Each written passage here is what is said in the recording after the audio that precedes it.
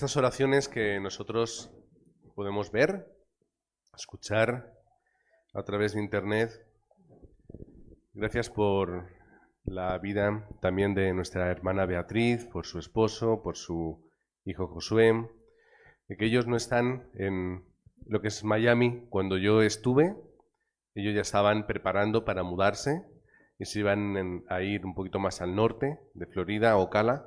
Así que bueno, hay un campo que se extiende y ellos están haciendo ahí la evangelización, están levantándose como obreros y estamos viéndonos todos los sábados, compartiendo la palabra y preparándonos para hacer la evangelización del mundo, incluso y a pesar de la distancia. Así que gracias a Dios por Beatriz, por su familia, al igual que lo hemos estado también agradeciendo a Dios por la vida de las otras hermanas que han estado orando. Y no sé si os dais cuenta, pero hay un factor común, es decir, hay algo que las une y que las identifica a todas, que es precisamente que son mujeres. De momento no ha orado ningún hombre. Creo que cuando oraron los hermanos de Montreal, sí que Klimer oró, pero de momento todo Miami están siendo mujeres y me temo que así va a ser. Así va a ser, salvo en una ocasión, pero la mayoría, prácticamente todas, son mujeres. La pregunta que nos podemos hacer hoy es ¿por qué sucede esto? ¿No? ¿Por qué sucede esto? ¿Por qué? Parece que el Evangelio tiene que ser promovido y tiene que transitar a través de las mujeres, que son como el motor, ¿no? ¿Por qué en las iglesias suele haber más mujeres que hombres? ¿Por qué son las mujeres las que más apoyan y trabajan en el Evangelio? Sería una pregunta que no es para las mujeres, que es para los hombres, ¿no? ¿Por qué ellas sí y nosotros no? ¿Por qué sucede esto? ¿Por qué hay esta diferencia clara en nuestras iglesias y en nuestra vida cristiana? Qué curioso que la mujer tenga que ser el motor de la iglesia en la mayoría de las ocasiones, cuando la mujer en la historia ha sido algo despreciado y algo apartado totalmente. Es curioso, ¿no? ¿Por qué sucede esto? Si nos vamos un poco a tiempos y a contexto bíblico, para no hacer aquí una diserción, que además en esos tiempos se han hecho muchas, los romanos no las consideraban ciudadanas. No tenían derechos las mujeres legalmente. Pero es que en el pueblo judío también ocurría algo muy similar. Los judíos tampoco las contaban. Y en la cultura en la que estábamos hablando, en la cultura donde Jesús nació, vivió y el Evangelio se empezó a predicar, era un contexto y una cultura griega, donde las mujeres también eran absolutamente marginadas. Entonces, de una forma u otra, vemos que la mujer siempre ha sido un segundo plano. Las mujeres que eran para el pueblo judío, y repito, para el ambiente y la familia y el contexto donde Jesús predicó, porque él era judío. Las mujeres no tenían mucho valor, eran a veces pues tomadas como posesiones o como pues aquellas que procrean hijos. Y ese es el valor de la mujer. No contaban. Si nosotros vamos a algunos momentos donde hay recuentos en los evangelios, ¿cómo suele ser? Hombres. Más, a lo mejor te dicen más, mujeres y niños. ¿Por qué? Porque no cuentan. No cuentan, no tienen ese valor. Podemos recordar la historia de la mujer adúltera que la ponen a los pies de Jesús y le dicen, bueno, ¿ahora qué hacemos con ella? La apedreamos, ¿no? ¿Dónde estaba el hombre? ¿Dónde estaba el hombre?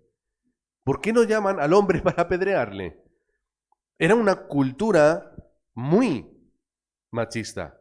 Pero es que esto sigue siendo a día de hoy. Y sin embargo las mujeres siguen siendo el motor de las iglesias y del Evangelio.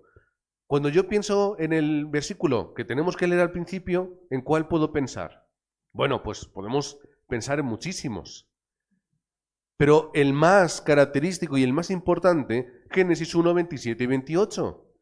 ¿De qué está hablando? De que Dios crea al hombre, Dios crea a la mujer y les da la mayor bendición por igual a los dos. ¿Cuál es la mayor bendición? Creados a imagen y semejanza, creados con espíritu para poder comunicarse con Él. Es la creación que Dios hace. Luego sí que es cierto que en Génesis capítulo 2 vemos ahí cómo lo cuenta el escritor y hace como eso lo de la costilla, entonces de Adán nace. Pero ¿cuál es la bendición? ¿Cuál es la respuesta? Era para los dos. Toda la creación es entregada para los dos. Toda la responsabilidad de cuidarla es de los dos. Pero también la culpa es de los dos.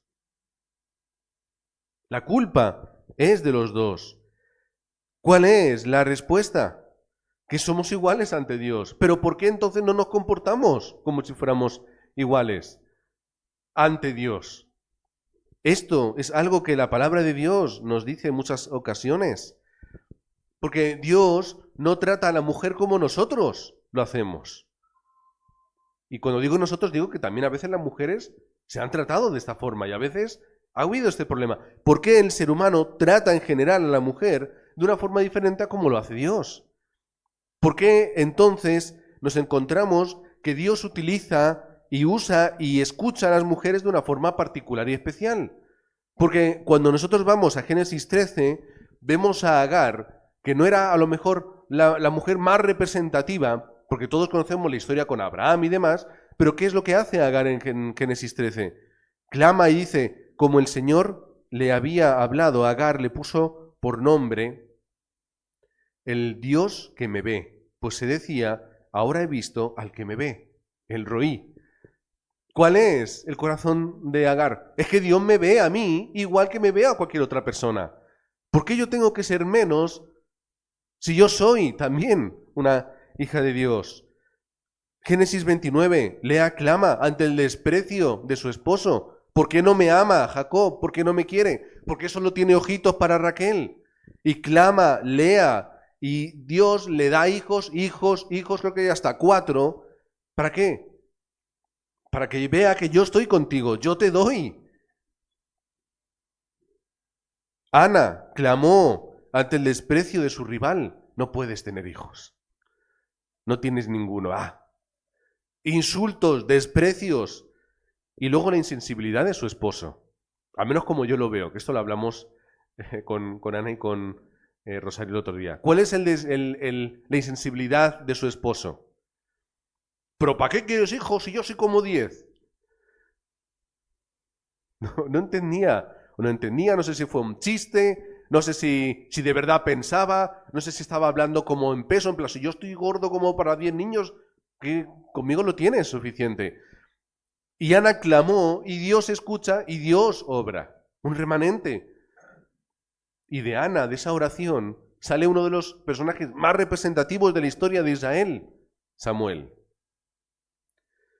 Dios, además, usa a la mujer para cumplir su plan perfecto.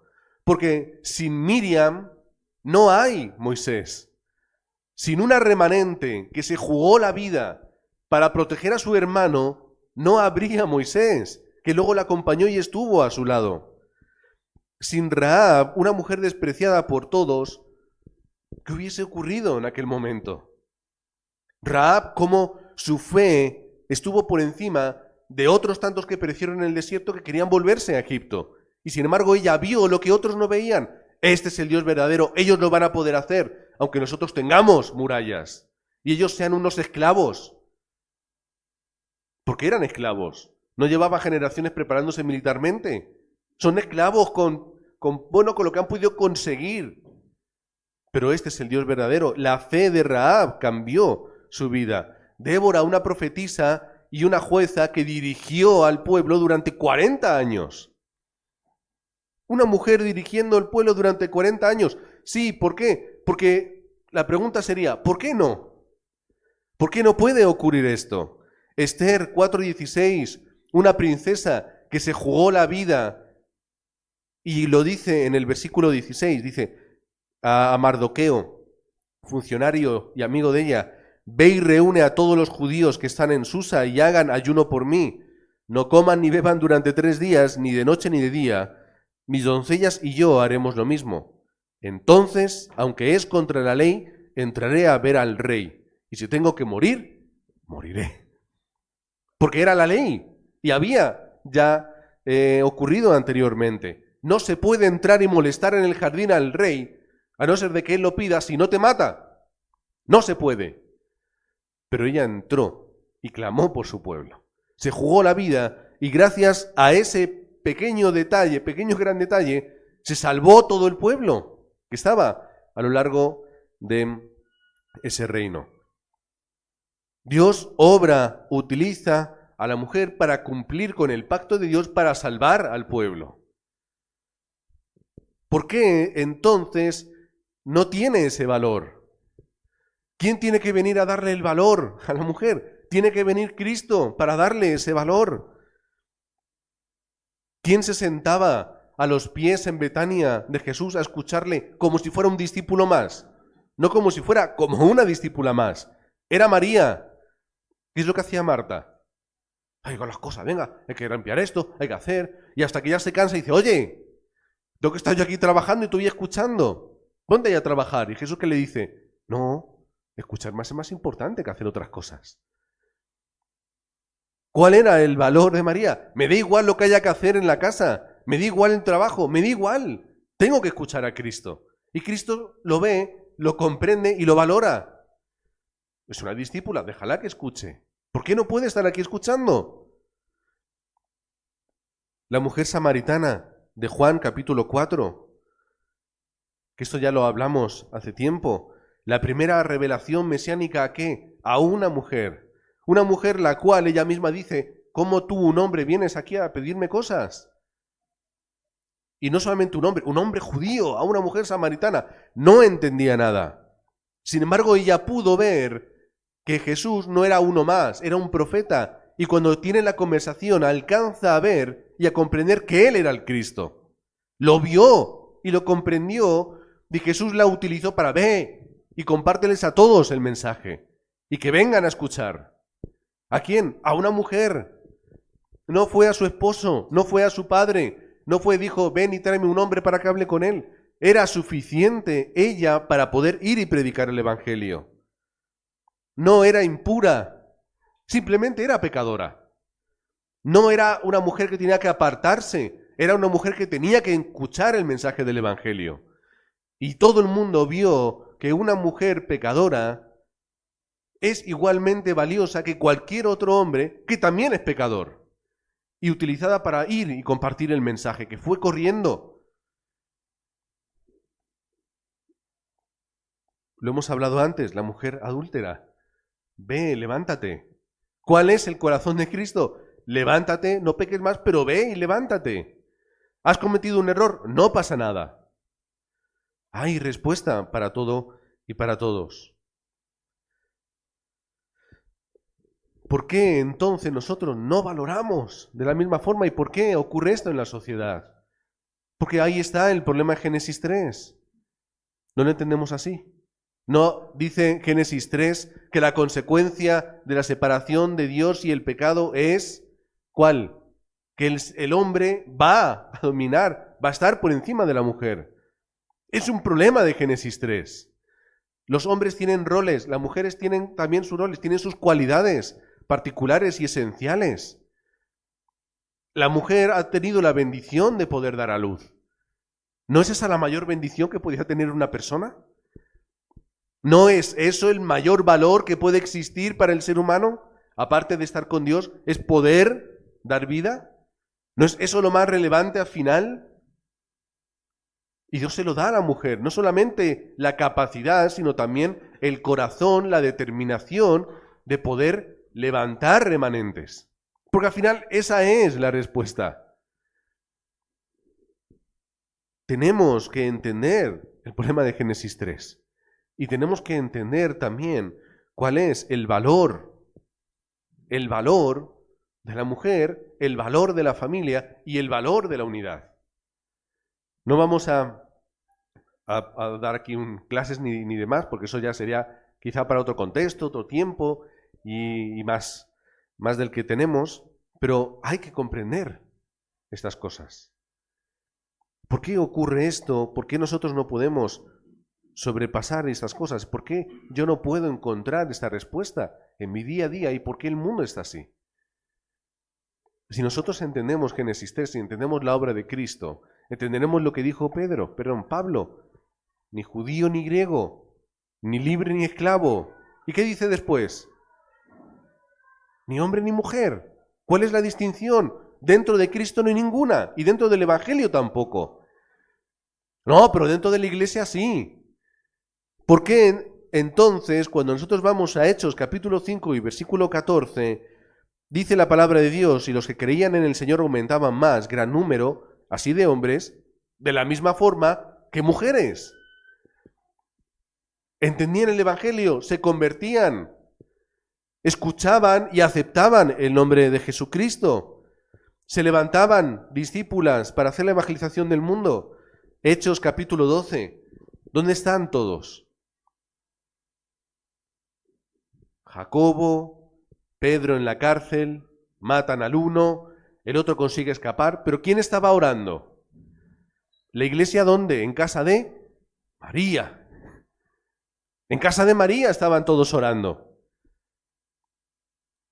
¿Por qué entonces le quitamos valor a esto? ¿Por qué a otra vez, si dentro del contexto judío el hombre era más importante, tenía más relevancia y la mujer no, ¿por qué aquí no se nombra al esposo y al dueño de la casa? ¿Por qué no? Porque también rompemos los conceptos. ¿Quién era el discípulo? ¿El esposo o ella? ¿Ella? ¿A quién se le nombra? A ella. ¿Y por qué se da el nombre de esa persona? Porque María sería una persona reconocida en el contexto y en la iglesia primitiva, por eso se dice el nombre. ¿Dónde estaba el esposo? A lo mejor había fallecido, no lo sabemos, ¿no?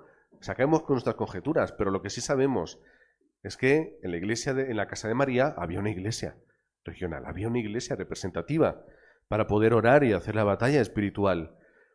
Pero es que también llegamos a Lidia, en capítulo 16 de Hechos.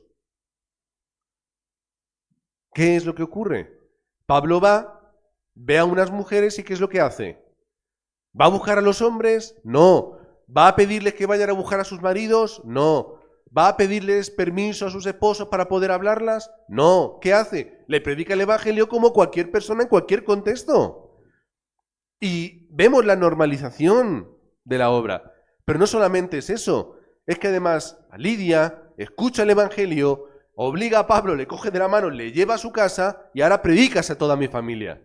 Y toda mi familia ahora de Cristo. ¿Por qué ocurre esto? Porque la mujer tiene ese poder dentro de la familia, tiene esa capacidad y tiene ese valor. ¿Qué ocurre con Lidia? Una iglesia se levanta en su casa, una casa de misión, donde luego vuelven otra vez al final del capítulo, versículo 40. Y ya, ¿qué ocurre en Filipos? ¿Qué ocurre en aquella ciudad?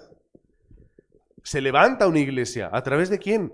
Pues seguramente la chica endemoniada, a través del carcelero, en la casa de uno de los dos, de Lidia o de él, seguramente de Lidia, porque era una mujer que tenía economía, era una empresaria. Ella era una empresaria y ella abre su casa para hacer ahí una iglesia. Porque el término que se utiliza para casa no es hogar, no es ven aquí a mi casita, no, ven a mi casa. El término es como de grandeza. Levanta una casa. Filipenses 4:3. A lo mejor podamos leer entre líneas donde dice: asimismo, te ruego también a ti, compañero fiel, que ayudes a estas que combatieron juntamente conmigo en el Evangelio, con Clemente también y los demás colaboradores míos, cuyos nombres están en el libro de la vida. ¿Quiénes combatieron y levantaron la iglesia de Filipos? Estas. Podemos entender, si leemos entre líneas, que Lidia sería una de ellas, que levantaron la iglesia de los filipenses. 4:15.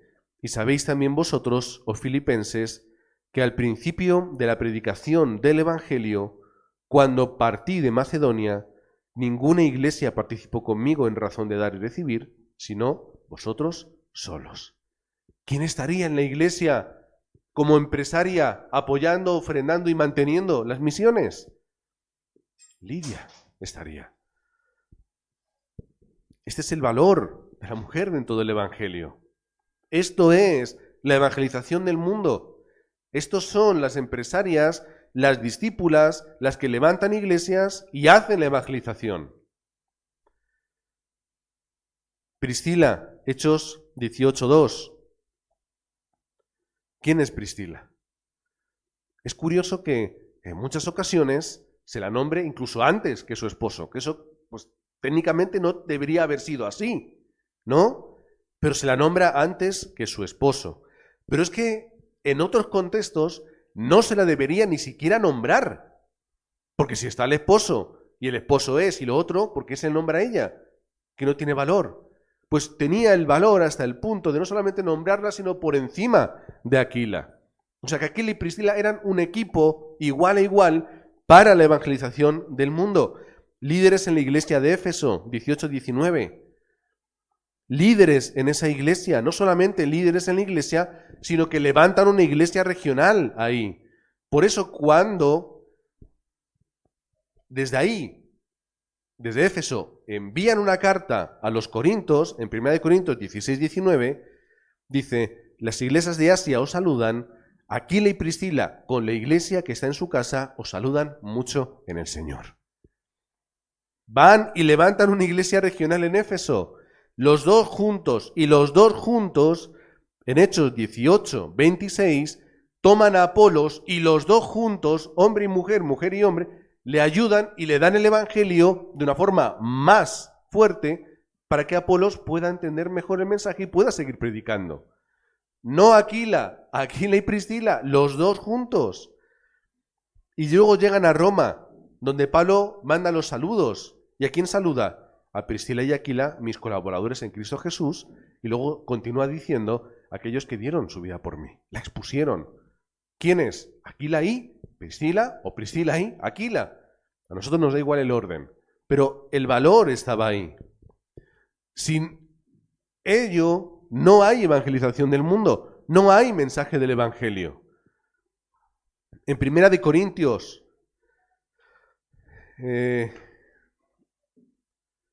no recuerdo exactamente dónde está, 1 Corintios, voy a hacer un primer intento. 1 Corintios 9, versículo 5, está escribiendo Pablo a ellos y él les está hablando sobre los derechos de un apóstol y un misionero a la hora de hacer las misiones. Y dice, versículo 5, no tenemos derecho de traer con nosotros una hermana por mujer. Cuando dice hermana se refiere a hermana en Cristo, no os penséis nada raro. Como también los otros apóstoles y los hermanos del Señor. ¿Y Cefas? Que es Pedro. ¿Qué quiere decir? Que cuando se iban a hacer las misiones, ¿qué era normal conforme lo que está diciendo Pablo? Que lo normal era que los misioneros, los hermanos de Jesús, Pedro, cualquiera, ¿qué hacía? ¿Iban juntos o iban en familia? Yo entiendo que iban en familia, que iba la mujer, irían los niños, que irían juntos, que iba la unidad, iba todo. ¿Por qué? Porque es una unidad. No es en plan, bueno, yo voy y tú te quedas aquí. ¿Cuál es la respuesta? Yo voy, pero tú te vienes conmigo porque somos un equipo en Cristo. Esta es nuestra bendición. La bendición de la unidad, la bendición que dice en Génesis 2, es que el hombre solo no puede existir, no tiene sentido, no puede. Hace falta la unidad. Hombre, mujer, mujer, hombre. Y eso es una sola carne, una unidad. ¿Por qué entonces se desprecia la media parte de esa unidad? Porque entonces si yo desprecio la mitad, ya la unidad se pierde, la unidad se marchita, la unidad no tiene el valor completo. Pero si las dos mitades tienen el valor y experimentan y se les da que tienen y que Dios les ha dado, entonces la unidad está completa. Esto es el valor. Y Romanos 16, Pablo, ¿a cuántas mujeres saluda en Romanos 16? Entre 9 y 10. ¿Por qué saludas a las mujeres si no sirven, si no valen, si no tienen poder, si no tienen palabra, si no tienen fuerza, si no son escogidas? Por todo lo contrario, porque sí lo son. Y por eso Pablo lo hace. Primero, ¿a quién saluda? A Febe. ¿Quién era? Una diaconisa. Tenía una posición, tenía un liderazgo, tenía una labor, un reconocimiento en la iglesia, ayudadora de muchos y del propio Pablo. Y fue la que personalmente lleva la carta y la lee para todos, que es lo que hacían. Un emisario llevaba una carta y la leía. Y a veces la leía y la interpretaba y ayudaba a que la entendieran. Pues Febe fue y lo hizo. Ya hemos mencionado a Aquila y Priscila, que pusieron su vida por el apóstol. Pero también encontramos a una tal María. ¿Y qué dice de María? Que es una trabajadora. Quedaos con el término. Trabajadora. Versículo 7. Habla a Junia. ¿Qué es? Pariente, compañera de prisiones, estimada ya de muchos años en Cristo, más incluso que el apóstol Pablo. Y luego menciona a Trifena, Trifosa y Pérsida, que son trabajadoras en Cristo. Pero cuando habla de María, Trifena, Trifosa y Pérsida, que parece un trabalenguas, y utiliza el término trabajadora, no es, ¡ay, qué bien, qué apañada! O mira, qué buen corazón. No, el término quiere decir trabajar hasta el cansancio, trabajar hasta el agotamiento, trabajar hasta dar todo lo que tienes. Tiene esa denotación. Entonces, ¿de qué habla de ellas? Pues que eran mujeres que daban su vida por la iglesia y por el evangelio, más incluso que sus propias fuerzas le daban. Y ahí tiene el reconocimiento para ellas.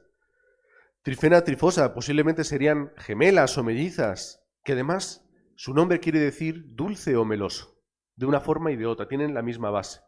Y Pablo hace ese juego de palabras, Trifena y Trifosa, vosotras que tenéis un nombre que es meloso, débil, suave, sois trabajadoras hasta morir. Hace esta comparativa. Más trabajadoras dentro del Evangelio. Y luego nos encontramos a un personaje muy interesante, que es Rufo. Rufo no es una mujer, es un hombre, pero Rufo y su madre tienen una parte importante en la historia del Evangelio. No importante, pero sí interesante. Marcos capítulo 15, versículos 21 y 22. Aparece un tal Simón de Cirene. ¿Qué hace Simón de Cirene? ¿Os acordáis? Él ayuda a Jesús a llevar la cruz. Pasaba por ahí, los romanos, oye tú, llévala. Y él la lleva. Si vosotros leéis Marcos 15, es un poco intrusivo ese, ¿por qué pone aquí esto que le ayudó este señor? Como que, ¿de qué sirve esto, no? Pero que además da nombre y apellido, como para así decirlo, ¿no? ¿Por qué Marcos pone el nombre y el apellido de este señor? Porque cuando él escribe el Evangelio y lo envía, que estaba destinado sobre todo a los romanos, sería alguien reconocible para ellos. Por eso pone ese encuentro, el nombre y el lugar de donde era. Pero no solamente eso, sino que además Marcos 15, 21 y 22 dice, es que este es el padre de Rufos o Rufo y Alejandro. ¿A qué viene contar y decir el nombre de los hijos de un señor que aparece un versículo en la Biblia? Porque la gente a la que Marcos estaba escribiendo conocían seguramente quiénes eran tanto Alejandro como este Rufo. Y Rufo, casualidad, es que es mencionado por Pablo. ¿Qué quiere decir? Lo más seguro es que si Simón de Cirene estuviese ayudando a Cristo a llevar la cruz, estuviese compartiendo la sangre, estuviese sudando con él, viéndole cómo iba, sabiendo lo que decían de él, porque eso era conocido por todos.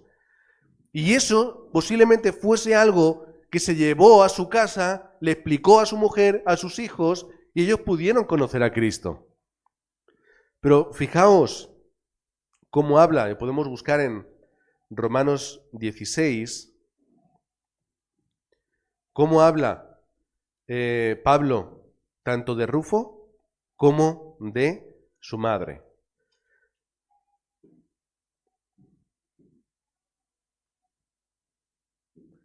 Está por aquí el versículo 13. Saludad a Rufo, escogido en el Señor, y a su madre. Queda un poquito de versículo. Es decir, el Evangelio llegó a esa familia. Como algo tan casual, que es tomar a un hombre para que ayude a Jesús, acaba después de muchos años levantando un discípulo y levantando a esa mujer. Qué casualidad, ¿verdad? Pero qué causalidad dentro del Evangelio. Pero aquí Pablo no saluda a su padre o a su esposo, no lo saluda. ¿Por qué no lo saluda? No lo sé, no lo sabemos. Quizá él ya hizo su labor, quizá murió, quizá está en otro sitio, no lo sé, pero no era digno de un saludo de Pablo, pero sí su hijo y esta esposa. ¿Qué dice el versículo 13 al final? Escogido en el Señor y a su madre y mía. ¿Qué quiere decir? Que es tanto suya como mía. ¿Cuántas veces hemos escuchado en la palabra de Dios que alguien llame a una mujer como si fuera la suya? ¿Qué haría esa esposa y esa madre, esa mujer, para que Pablo le llamase que es como mi madre, es como la mía propia? ¿Qué ocurrió? Pues posiblemente quizá ellos estuvieran viviendo en Jerusalén y tuvieron que salir huyendo, y a lo mejor huyendo tuvieron que ir a Antioquía, y a lo mejor ahí se levantó la iglesia, y los años que estuvo ahí fue una mujer, porque luego también hay una mención por ahí. Bueno, no es muy importante. ¿Qué es lo importante? Que en algún momento del ministerio de Pablo, Dios utilizó a esta mujer hasta el punto de que Pablo dijo, esta es como si fuera mi madre, saludadla porque está ahí en Roma. El movimiento del Evangelio no es posible si no es por la obra de los discípulos y de las discípulas dentro del Evangelio. Viene a decirnos la palabra y todos recordamos cuando, por ejemplo, Dios habla con Jeremías, no te preocupes por tu juventud. ¿Por qué? Hay un menosprecio por él. Pero también nosotros vemos y podemos comprender y podemos demostrar que tampoco hay un menosprecio hacia la mujer porque es necesaria absolutamente para la evangelización del mundo. No solamente como otros pueden llegar a pensar, es que son discípulas que se levantan iglesias, impulsan el evangelismo y hacen las misiones. Si no hay mujeres en la iglesia, no hay iglesia. No habría iglesias. No habría evangelismo, no habría misiones. Si no hubiese habido antes y ni ahora, no hubiese podido recorrer el evangelio. Imposible. Si ahora no se levantan las mujeres con el mensaje del pacto, no se puede transmitir. No solamente por discípulas, sino porque ¿quién le va a transmitir el evangelio a los niños? ¿Quién va a levantar remanentes? No sé si es que Dios tiene ese corazón especial y por eso siempre hay más mujeres, porque saben que no es lo mismo lo que te comparte un padre que lo que te transmite una madre. No es lo mismo. Por eso Dios tiene que levantar a tantas discípulas para que sean ellas las que puedan transmitir de corazón a corazón el evangelio. Para que con el paso de los años se puedan ellos decir, al igual que Pablo le habla a Timoteo, gracias a tu madre y a tu abuela, tú tienes el pacto. No a padre y no a abuelo. A tu madre y a tu abuela tienes el pacto. Reconocidas dentro de la iglesia. Gracias a ese pacto y ese evangelio que también tenía José en el corazón, que su madre transmitía. Al igual que Moisés también, desde los 0 hasta los 5 años, con su madre, escuchando el evangelio, tomando el pecho de día y de noche. Es el valor, no de procrear, es el valor de levantar remanentes, que es diferente. Y si no se levantan remanentes, no hay evangelio, no hay evangelismo, no hay movimiento.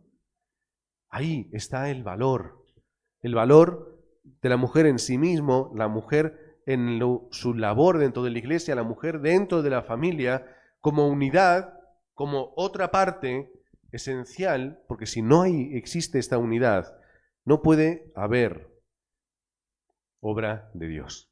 Así que, aunque este es un mensaje muy partidista, no hemos mencionado a los hombres que tienen su valor dentro de la unidad del Evangelio, pero tenemos que entender, valorar y tenemos que impulsar el movimiento del Evangelio a través de los discípulos y las discípulas que se levanten, y a través del movimiento de los remanentes en las casas y en los hogares, gracias a que los padres y las madres transmiten esta palabra, este Evangelio.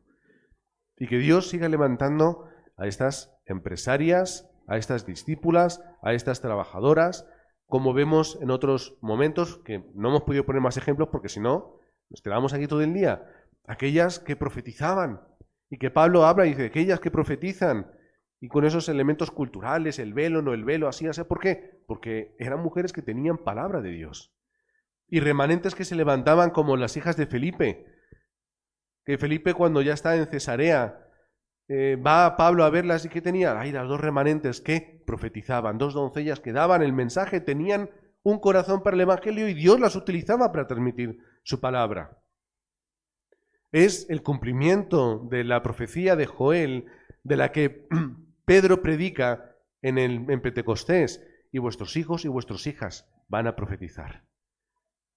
Y esta es la gracia que Dios nos ha dado, de tener una iglesia aposento alto, donde hay mujeres que trabajan y dan su vida por el Evangelio, por los remanentes y en el evangelismo.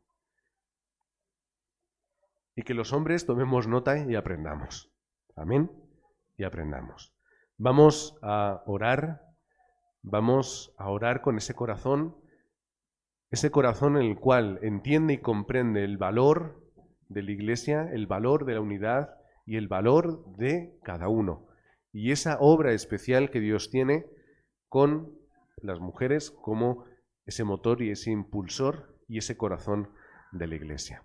Padre, te queremos dar las gracias porque tenemos la gran bendición de contar con obreras, con discípulas, de contar con aquellas que, como dice Pablo, aquellas que dan su vida, aquellas que se juegan lo que tienen por el Evangelio, aquellas que trabajan incansablemente, aquellas que son útiles y necesarias, aquellas que son enviadas para poder predicar, para poder levantar y poder transmitir, aquellas que levantan la iglesia, aquellas que acogen y que hacen de su hogar una casa de misión para que se pueda predicar el Evangelio, aquellas que levantan remanentes para hacer la evangelización del mundo, aquellas que entregan lo que tienen absolutamente para que el Evangelio se pueda transmitir hasta el último de la tierra.